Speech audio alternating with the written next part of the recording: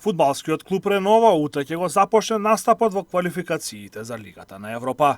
Прв противник на гипсарите од Джепчиште ќе им биде ерменски Алашкерт, а поради пандемијата на COVID-19 оваа сезона ќе се игра само по еден надпревар без реванш, а Ждрепката посака единствениот дуел да се одигра на теренот на Алашкерт во Ерменија утре со почеток во 18 часот. Се знае противникот е фаворит. Квалитетна екипа, ама ние добро сме го анализирали во надпревар противникот, знаеме кај се нивните јаки и слаби страни.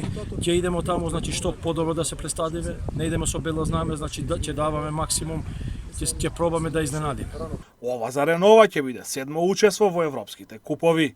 Гипсарите дебитираа во 2008 година против Риека, а последен пат во Европа настапија пред 5 години, односно во 2015 година, кога беа елиминирани од молдавската Дачија Кишињев.